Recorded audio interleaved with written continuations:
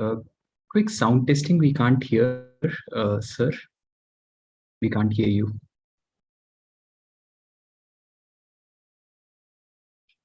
Am I audible? Yes, you're audible now.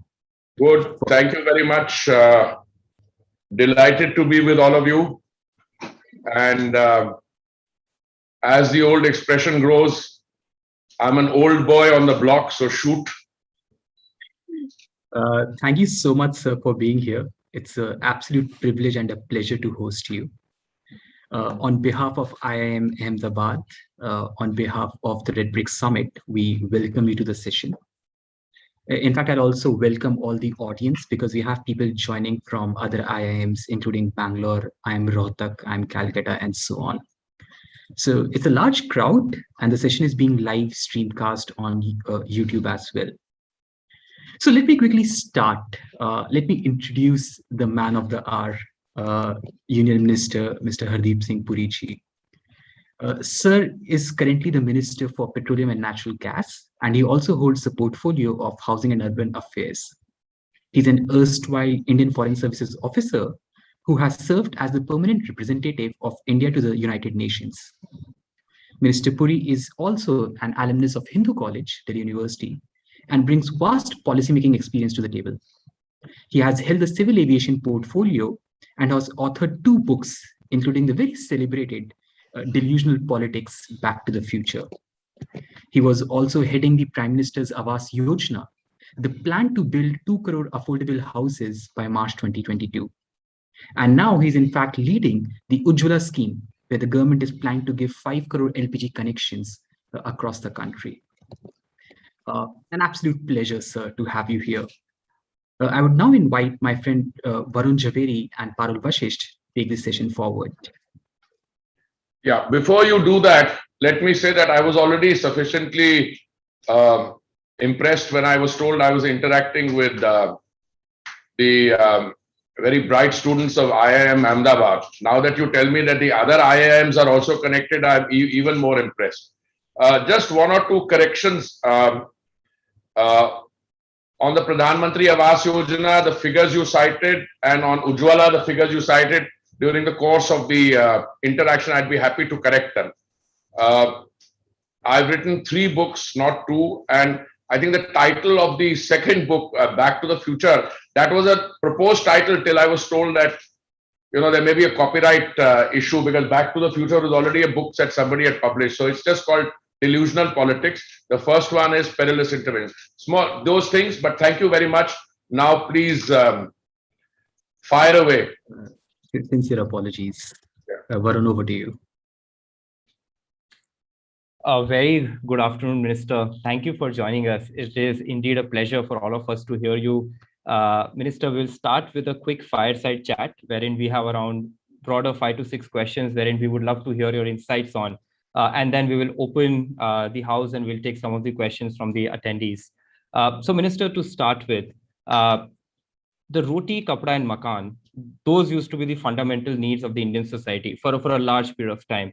Unfortunately, you know, all of us know that makan was always out of the reach for, you know, millions of the beneficiaries till the time the Prime Minister Awas Yojana really got introduced.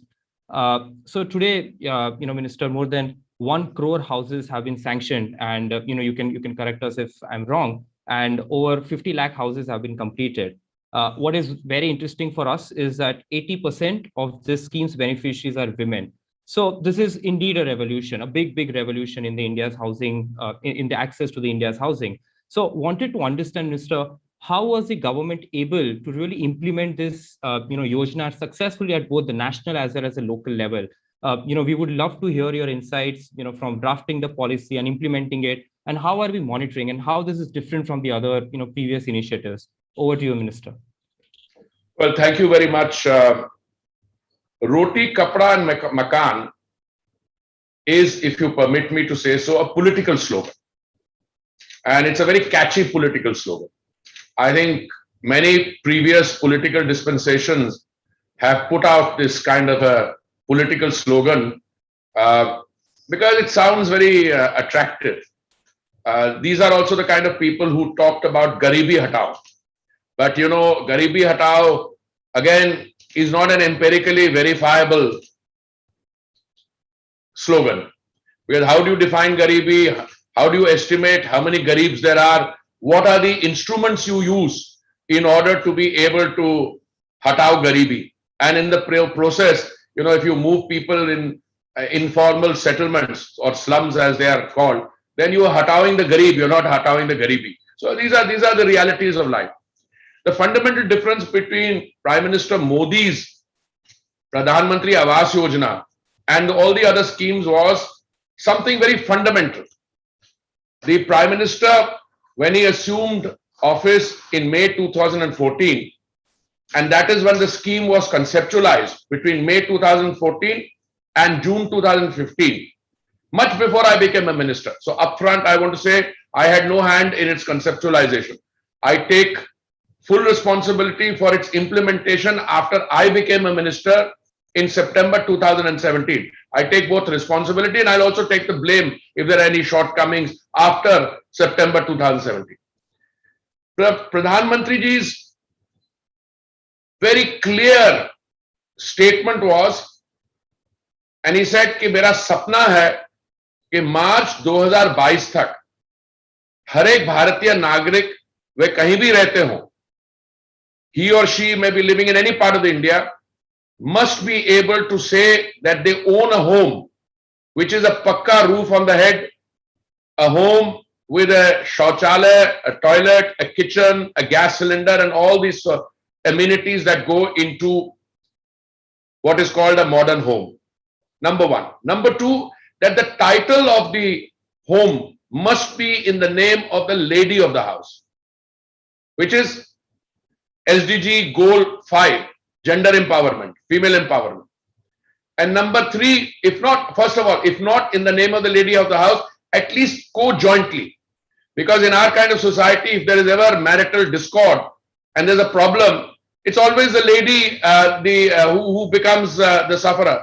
This way, if the title is in the name of the lady, well, if you have a marital discord and you want to separate, you'll have to think twice because the title will be in the name of the lady. So I don't want to go into that too much. So we did a demand assessment. There are two segments to this. One is the urban segment, Shahri, which is my ministry, and then there is a rural Pradhan Mantri Awas Yojana, which is done by the Rural Development Ministry.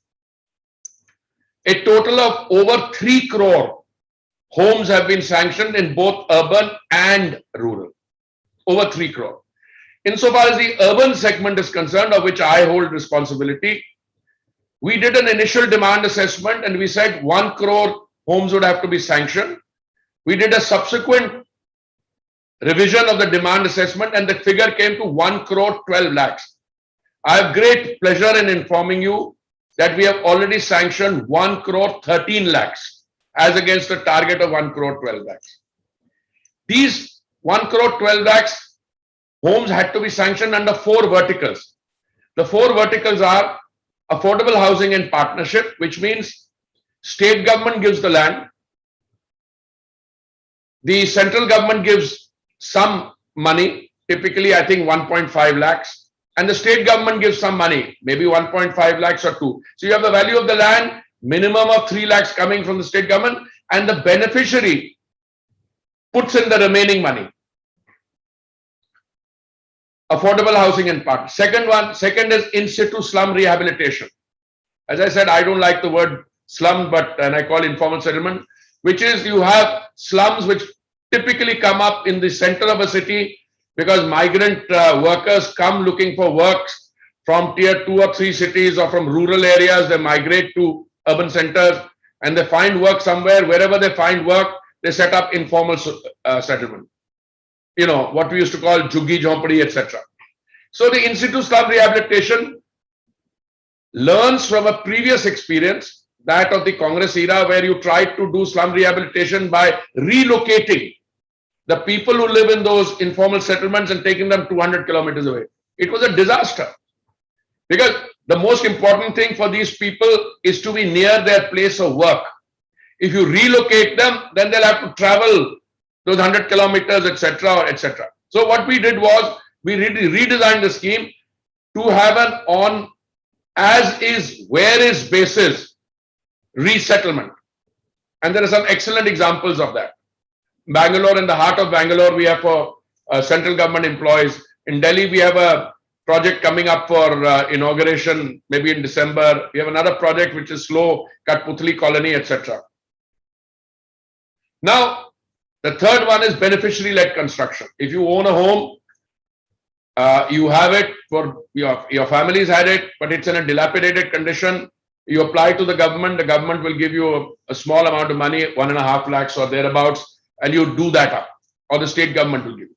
And the fourth is what is called CLSS, or Credit Linked Subsidy Scheme, which is an upfront interest subvention, which effectively means that if you're a young IIM graduate, of course, you guys will get very high-priced jobs. Maybe you don't need it. But if some youngster getting married, coming into the market, wants to buy a small flat, you typically go to one of your sponsors like SBI or somebody else, and you ask them for a loan. They'll give you a loan, 12% or so, whatever the prevailing rate is. According to the CLSS, you will get an upfront payment of 3% paid to you so that your cost of borrowing comes down. So these are the four verticals. Why did we succeed whereas the previous government didn't? For a very simple reason. These schemes are designed within the ambit of cooperative federalism. And the central government only has designed that program. Central government ensures that it releases its part of the contribution only when it has proof that the land is there, the beneficiary has been identified, and it is doing it through a system which cuts out middlemen. And that's a hallmark of all the other schemes, that they're DBT. So, and that there is very little things going wrong. So, it's based on Aadhaar, for instance, your identity. Still things can go wrong, and they do go wrong. A lot of people were identified, they may have died meanwhile, or something may have happened. But we are using technology to ensure that the benefits of all these programmatic interventions of the Prime Minister reach the person for whom they are intended. So 1 crore 13 lakhs under urban, and if you join the rural, it is total of 3 crore. Now the previous schemes did not take off. Now I have tried to look into it, why they didn't take off. We had in December 2013, an audit was conducted by the CAG. The CAG is the Comptroller and Auditor General, who found that the previous scheme, the Rajiv Gandhi Awas Yojana, was inefficient. It had not done a proper assessment of housing shortage to very low quality construction and monitoring. Now, in our case, what we are doing is we are trying to use the latest technologies, but more than that, you know, people are responsible. The state government has to provide the land. It's not a scheme which is conceptualized and designed in Nirman Bhavan, where I'm sitting just now, and, you know, thrust on someone, and we're trying to control the tenders from here. Now, when Pradhan Mantri Awas Yojana was launched in June 2015, it was linked to an Aadhaar-based eligibility database for direct benefit transfer and converts with other ease of living schemes such as Swachh Bharat, Saubhagya Yojana for electricity, Ujala scheme. So we added all those schemes together to produce one. Now, I'm not trying to impress you, but when I came to Gujarat, I went to one of these AHP schemes. I must tell you, I was deeply impressed. Impressed because the units, even the smallest one, you know, we have different sizes for economically weaker section, lower income group, and middle income group. Even the smallest ones were beautifully constructed, very nice. And I was asking the people who were showing me around, I said, देखिए, जमीन तो state government ने दी है, पैसा थोड़ा सा central government ने दिया, थोड़ा सा state government ने दिया, but the value of it, I mean, if it cost total 9 crores or so, hypothetically, the market value of that was already over 30 crores. That is the point. Therefore, the Prime Minister, when he was speaking in Lucknow recently, and he was inaugurating a large number of urban projects, he said 3 crore people have in some sense been turned into lakhpatis. You know, because if the, you know, you start with the small contribution, and you end up, with the state government giving you the land, the central and the state government giving you some contribution, or you're getting an interest subvention upfront. So, you see the social transformation in the 3 crore people who are beneficiaries of the Pradhan Mantri Awas Yojana. Now, I can give you the statistics on how many people have availed of CLSS, how many of that, but that would be just statistics. I mean, I can have them sent to you. The real question that you asked was, why was this different from the previous one? And I think the difference lies in sound conceptualization, very clinical implementation. I don't sit in Nirman Bhavan and decide who will get the house in Ahmedabad or Surat or Trivandrum or somewhere else. The state government, led by the chief secretary, will make a determination based on the applications received. And once it approves those applications, they will send it to the central government in my ministry, where there is a committee on monitoring of projects headed by the secretary in the Urban Affairs Ministry, who will then approve. When the first proposal comes, we don't know what it is. It is some people, but we don't release the second installment till we have the Aadhaar-based identification of the beneficiary. That ensures that there is no misuse, there is no duplication, and we are able to structure it. So these are some of the explanations. In all these cases, forgive me, the proof of the pudding lies in the eating. The very fact that we have been able, out of the total of 1 crore 12 lakhs, we have, I think, been able to ground about 80 lakh homes. 50 lakhs plus have already been handed over to the beneficiary. And since we are using modern construction technology and all the other methods, and the time of construction ranges between 12 months to 18 months, I am reasonably confident that come March 2022, we have already saturated the scheme. As against 1 crore 12 lakhs, we've already sanctioned 1 crore 13 lakh. But I think the bulk of the 1 crore 12 lakh will also have become beneficiaries by March 2022 or thereabouts.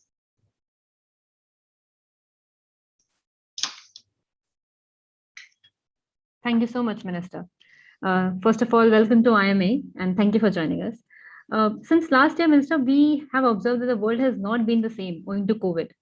More than 493 million full-time equivalent jobs, mostly belonging to women and youth, were globally lost in 2020, and the global GDP declined by 4.3%.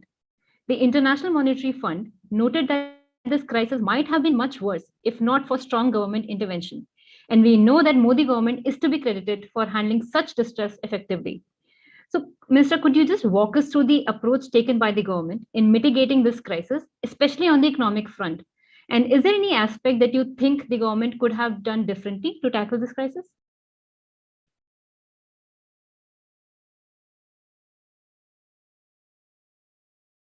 Sorry, Minister, you're not audible.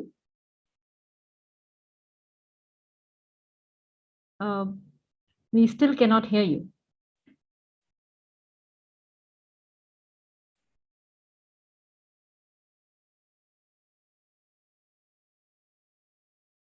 I say, should I tell you, right? Okay. No, you were not able to hear me, madam, because you had muted me from the other side, or somebody on your behalf. Oh, apologies, Minister. No issue. What's your name, first of all? What's your name? My name is Parul Vashisht. Yeah, Parulji, let me first tell you that COVID-19 was qualitatively different from any of the other viruses that we've had to deal with. I've had the privilege of being ambassador and permanent representative both in Geneva and New York. I was accredited to the World Health Organization in Geneva. I was on the Security Council in New York. I've dealt with Ebola, H1N1, swine flu. I've dealt with SARS, which had a mortality rate much higher.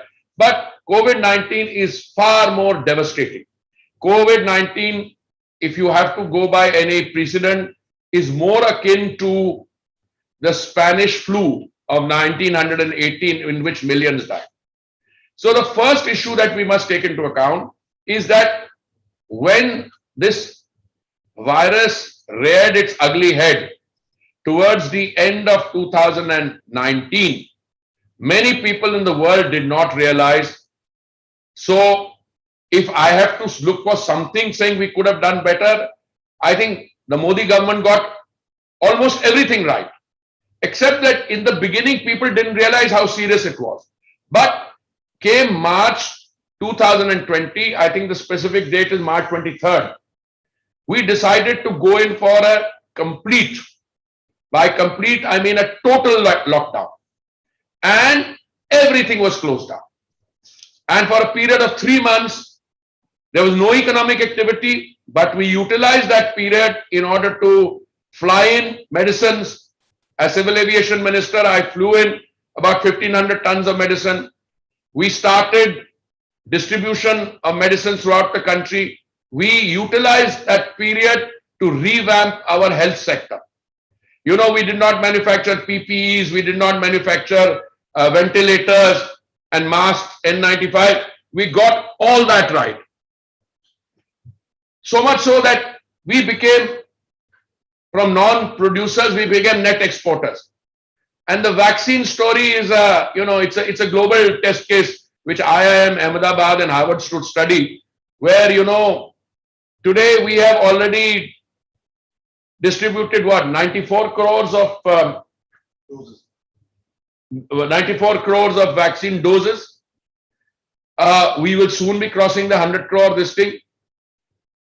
In the beginning, our political opposition, which sometimes takes a leave from common sense and comes up with stuff which is not very easy to understand, started saying vaccine kahan hai? Bhai, vaccine is not a paracetamol which you can buy off the chemist's shelf next door. I mean, it is something which requires domestic manufacturing. Anyway, to cut a long story short, we got all that right. But we did something far more. The Modi government fed something like 90 crore people 3 meals in a day for an entire year. Then we distributed, I've told you about the food grain, we distributed LPG cylinders under Ujjwala. Just to give you one statistic, in 2014, there was something like 14 crore cylinder gas connections in the country.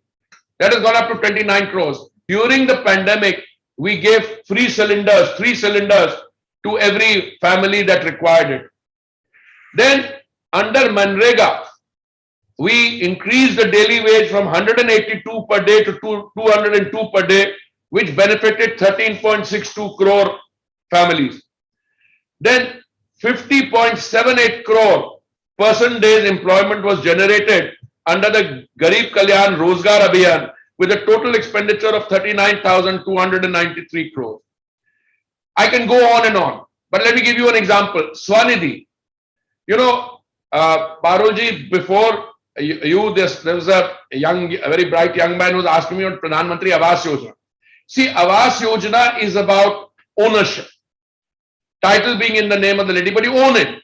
But very often you may own a place, let's say in Surat or in Kanpur, but you come looking for work as a migrant worker. And all migrant workers are not the ones who produce jhuggi jhopdi. Many of them are normal, lower middle class people like me who go somewhere else. So we came up with a scheme called affordable housing complexes. Okay. Then under Swanidhi, there are street vendors. We have something like 50 lakh street vendors. They were very badly affected because once economic activity closes down, they manage by taking loans at, prohibitive rates. So what we are doing is we are onboarding these people using technology. Out of the 50 lakh street vendors, I'm happy to inform you that 25.25 lakhs have already been provided loans for 2,791 crores. It's a very simple scheme of financial inclusion. It's a scheme which I would call a microfinance scheme, where the applicant can borrow 10,000 rupees. then becomes a beneficiary because he's linked to the other scheme, and then becomes a beneficiary of all the other yojanas, Pradhan Mantri Awas Yojana, Ujwala, etc. You pay the 10,000 back, 10,000 you get at a very reasonable rate, I think 7% or so. Then you pay it back, then you can get another 10. So slowly from 10,000 you can go up to 1 lakh and higher. It's a fantastic scheme. In a few months, we've already been able to disperse over 25 lakh loans. Then other social welfare umbrella, Atmanirbhar schemes, RBI, what they handed out. So I can give you a large number of things. Now, different countries have been impacted differently. All I can tell you with 40 plus years of experience, it's one thing to face COVID if you're a $25 trillion economy or a $20 plus trillion economy like the United States, or even a $12 trillion economy like China. We were a $2.89 trillion economy prior to COVID. We will be a $5 trillion economy by 2024. Economic recovery seeing a sharp V-shaped recovery. You know, as petroleum minister, I can share with you, Parul, that our petrol consumption today is 10% higher than previous pre-COVID. Our diesel consumption also, which I thought was slightly below, but no, yesterday or day before, one of the oil marketing company chiefs told me it's way beyond that. So economic recovery is good. Short point, we survived the pandemic. I think the government took timely steps. The government was exceptionally sensitive to those who were most vulnerable. And I think that is what was the saving grace in our COVID response. I tell you frankly, you know, even one death is one death too many. And we should not be oblivious of that. But I think one can say with a great deal of satisfaction that the overall sensitivity which the Prime Minister and the government showed to people, that is what a lot of people played merry hell into the system, trying to take political advantage of a very difficult situation. They will always do that, realizing, but something that I'm very happy this conversation is taking place with all of you. You know, it's one thing to pick up knowledge from a book and start criticizing. It's quite another thing to use knowledge, technology, and hard work to navigate a governance shift. Because you have to deliver goods and services.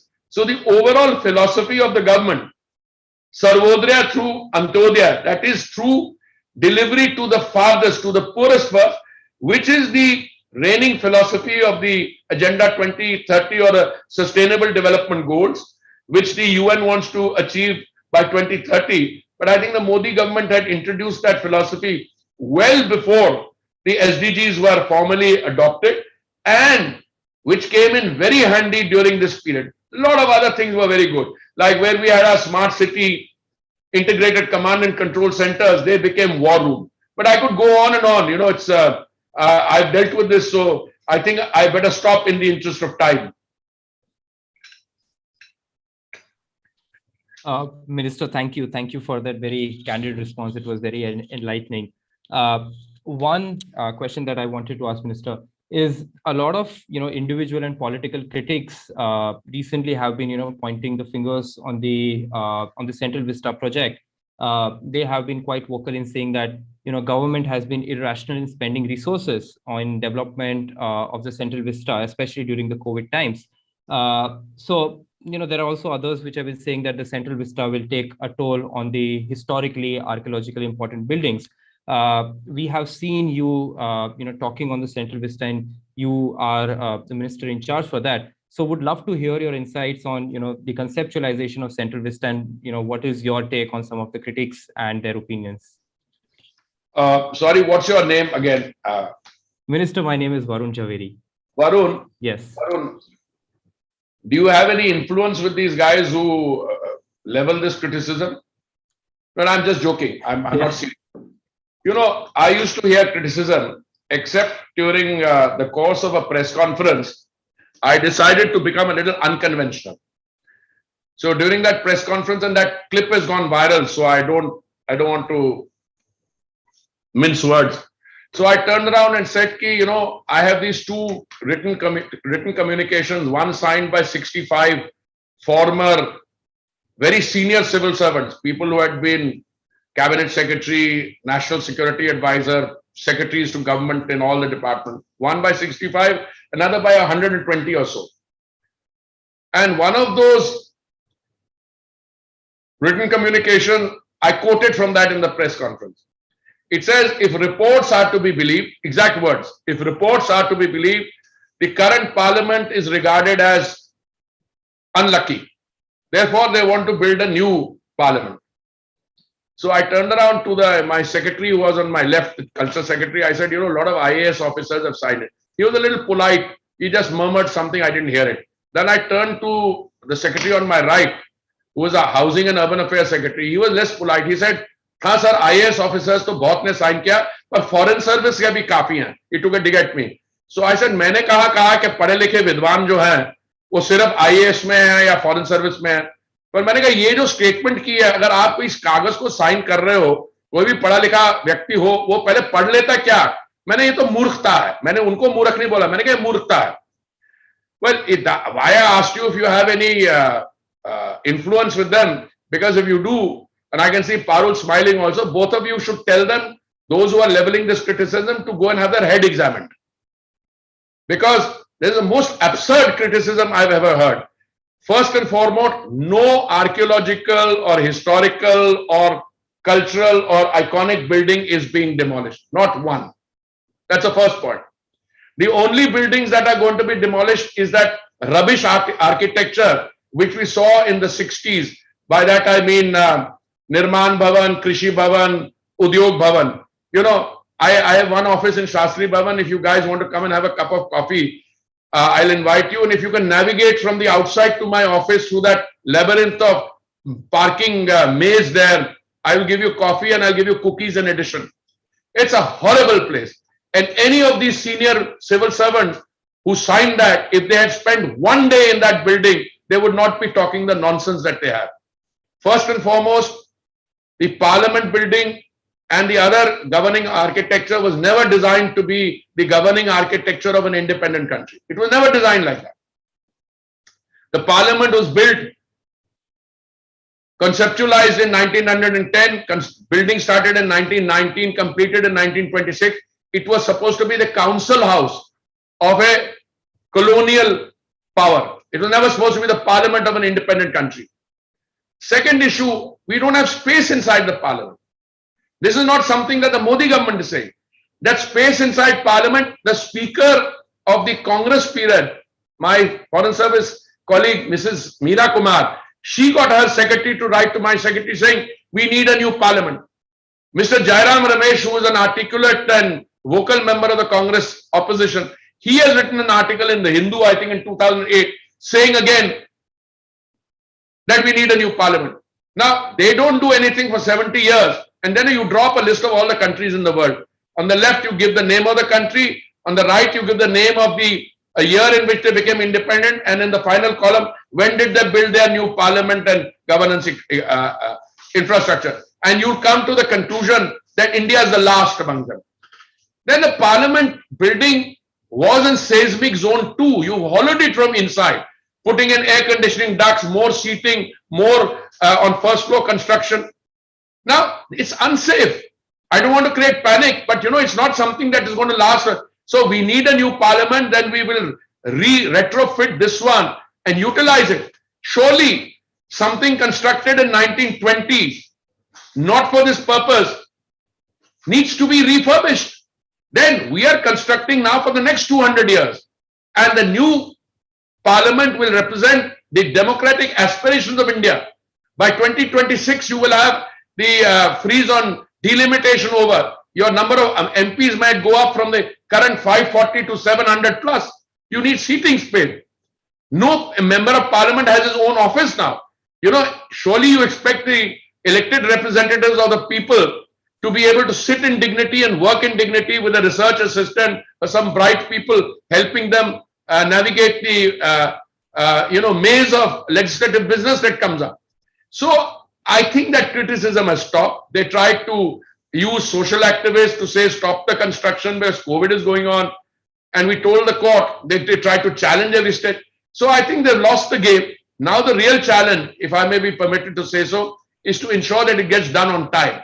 So the Central Vista Avenue has to be completed by the time we have the Republic Day parade on 26 January 2022, and the new parliament has to be constructed by the time we have the winter session of parliament next year. And finally, all this nonsense about cost. 15,000 crore का मोदी महल बन रहा है. अरे भाई 15,000 crore तो सारा project का cost नहीं होगा. The cost of the Central Vista Avenue is about 450 crores. The cost of the parliament is about 860 crores. But more important, I asked somebody, where did this figure of 15,000 crores come from? They said in some environmental clearance, somebody mentioned total cost as an estimated cost.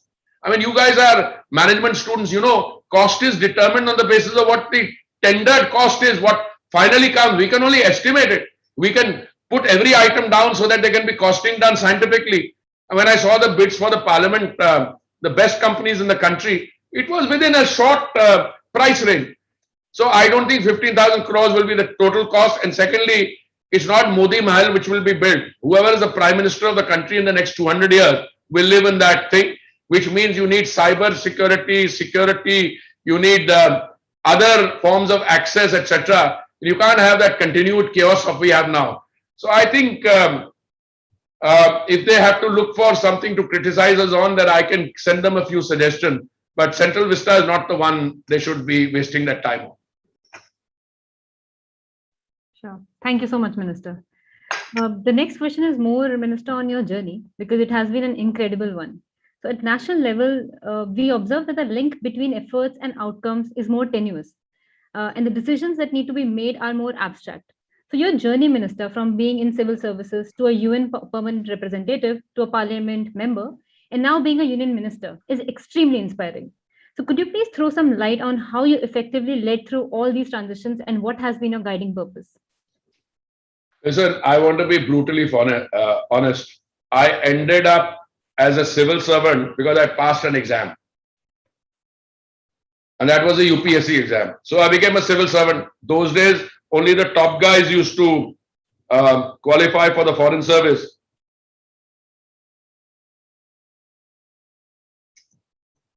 Well, I was one of those who made it to the foreign service. Because I made it to the foreign service, I got a career in diplomacy. Permanent representative to the UN in New York is one of the most sought after jobs. Well, I had the seniority and I think the credentials, I got appointed. After that, the transition to public life, if I may say that, that took 1 or 2 or 3 years. When I was invited by the Prime Minister to join his Council of Ministers, I was thrilled because it's, I spent 39 years in the Foreign Service and 3 years after that in doing related work. But that was all in the area of foreign policy, security policy, development policy. And when I was invited to join the Council of Ministers, my first job was Minister of State with independent charge for housing and urban affairs. That's a job I still have. Then slowly I got in 2019, this was September 2017. In Parole in June 2019, when we got after the election, I was also given Civil Aviation independent charge and Minister of State for Commerce and Industry. And then 8th July, I shed 2 of them, and now I've got Housing and Urban Affairs and Petroleum and Natural Gas. All I can tell you is, it's been a fascinating professional experience because you get an opportunity here to combine and learn professionally what you've learned in the past. People asked questions in the beginning, how is it that this guy has done foreign policy, has ended up as Housing and Urban Affairs Minister? So a very interesting answer came from a man I had the privilege of working with. He was the Prime Minister of Australia, Kevin Rudd, with whom I worked on the Independent Commission. He was the chair, I was the Secretary General. We were looking at how to reinvent the UN for the 21st century. And he said, none of you guys seem to realize that he negotiated I negotiate part of the time, the Sustainable Development Goals. And out of the 16 goals, the Ministry of Housing and Urban Affairs deals with several of them, inclusive cities and so on. So nothing is, I think that's also partly the fascination that you have of learning. I mean, during a 39-year career in the Foreign Service, I had the privilege of dealing with foreign and security policy. I served in the Defense Ministry, I dealt with the Commerce Ministry, I dealt with the Agriculture Ministry. And after becoming a minister, I have now Housing, Urban Affairs, Civil Aviation, and Petroleum and Natural Gas. So I think every day is a learning experience. And well, I can also admit I work harder than most people. I have no choice because I take whatever. I even had to prepare for my interaction with you because you guys have a reputation of being hard grill masters. But I have enjoyed it. Thank you, Parul. Thank you, Minister. Sir, we understand that we have a very less time that is available. So I have been receiving. I have received more than 70 questions from all the attendees. But I'm going to club a few questions and going to ask a couple of questions, and then probably we can move towards the conclusion. So, ministers, one question that I have been reading a lot is that what is the role of young people in the new upcoming paradigm of policy and governance, especially students like us coming from management institutes, from some of the other reputed technical institutes. How do you perceive that? What is the type of shift that you are seeing? And second question that I'm seeing is with regard to the Ujjwala Yojana. One of the challenge that is happening, sir, is that the LPG fuel prices are rising, and some of the governments, especially the state governments, are trying to cut back on the government subsidies. So in scenario like that, how will the LPG cylinder refilling become sustainable, and how will the entire scheme keep moving and keep transforming the lives? Thank you. I'll take both those separately. First of all, the role of young professionals, management graduates. I think the entire system has to be anchored with the contribution of young professionals like yourselves at the very center. I think that's a starting point. Because decision making as we proceed has to be considered decision making, which must take into account all the data and an ability to use that data to look at policy options. And that, I think you guys would be far more useful in that than somebody who comes in with a different kind of orientation. All political systems anywhere in the world tend to be bhaichara based. By bhaichara based, let me explain to you, a municipality, unless it is encouraged, will decide not to impose property tax. Arey bhai, apne hi log hain. Somebody will not be wanting to collect. Arey bhai, to apne hi log hain. And your second question, the Ujjwala subsidy, clearly displays that bhaichara approach is also infiltrated the minds of those who have asked this question on Ujjwala. Let me give you an example. There is a cost of gas.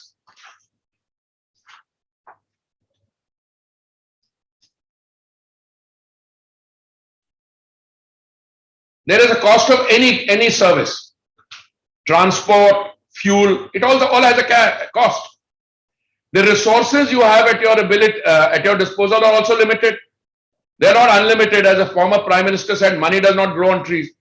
Now the question is, one of the things that we have not got used to in India, and with great regret I say that when a subsidy is given, it is given to people who really need it. Slowly the subsidy becomes an entitlement. Now if you have the resources, give it 100% subsidy. Distribute it free. But if you give a subsidy, it has to be digressive. It has to come down when it is no longer needed. Now in the case of LPG, 50% of our LPG comes from imports. Let me give you another figure. Out of liquid hydrocarbons, 85% is based on imports. LPG, 50% is based on imports. Now in petrol, the Congress government in 2010 decided to deregulate it. By deregulate means it becomes dependent on world market prices. Now, LPG penetration in India has gone up from nothing to 99%, and you have 29 crore connection. What are we doing through Ujjwala? We are giving free cylinders to those who need it. And those who need it were given free cylinders during the pandemic also. But this demand for price subsidy is coming from people who are not in that category. Global prices have gone up over 100% in the last 1 year. The entire burden has not been shared with the consumer. But you can't expect those who are doing the marketing for that to go down and collapse under that. So, my answer both for petrol, diesel and LPG is, look, we are undertaking short-term measures, medium-term measures, long-term measures. Insofar as petrol and diesel are concerned, we are desperately and very seriously trying to increase the area under exploration and production. We are trying to reduce our dependence on imports. Prime Minister on 15th August said by the next 25 years we should become completely Atmanirbhar on energy. But in the meantime, we have to deal with it. Now, the way of dealing with it is to ensure that the subsidy certainly remains available for those who are mostly in need for it. But look, I am not willing to believe how many gas cylinders does a average family use in a year? 6 cylinders. We are, for the people who really need it, we are providing all manner of subsidies. Free food to 90 crore people for a year, 94 crore vaccine doses distributed free. So I can go on. So this is one aspect. The government will do its best in trying to make sure that at least those who are most in need of the subsidy continue to win. But it cannot become a general demand, which is a political platform.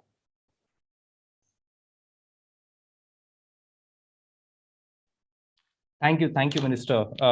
The entire discussion, it was very, very enlightening for all of us. And as a matter of fact, the number of people who had joined, we have seen a constant number of people there throughout the discussion. So I'm very sure that everyone was enthralled with your insights. And thank you for taking time. I will now hand over the mic to my colleague Richie, who will take us towards the conclusion of the session. Before you hand over the mic to your next colleague, let me also tell you that I enjoyed this interaction, number one. Number two, I don't want this to be a one-time interaction.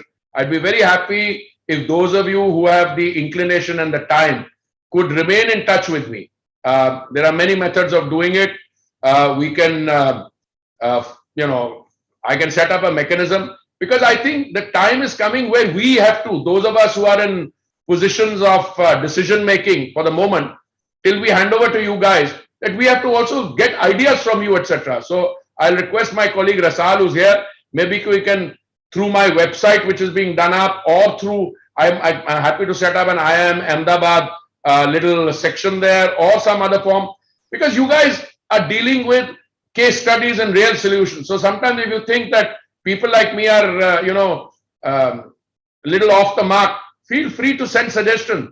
I get suggestions from all manner of people, some of them sensible, some of them outrightly outlandish. But I'm always happy to get suggestions and interact. And I'd be happy to continue this interaction on some other time. Thank you very much. Thank you, sir. We'll definitely coordinate with your office and we'll set up this mechanism, sir. Thank you. If I can now hand over the mic to my colleague Richie. Richie, if you can conclude the session, please. Yes, sure. Thank you again, sir, for your time and patiently answering all the questions, including even the tricky ones. It was definitely an insightful talk. I'm sure everyone present here, including all the YouTube viewers, who will work as the future managers, future leaders, will give our 100% to contribute to the new and better India. I would also like to take this opportunity to thank our title sponsor, State Bank of India. TRBS 2021 is powered by GRT Jewelers. We would also like to thank Property Van Mel, our business partner, and either of you, our knowledge partner. Thank you again, sir. It was a pleasure hosting you. Thank you very much. Thank you.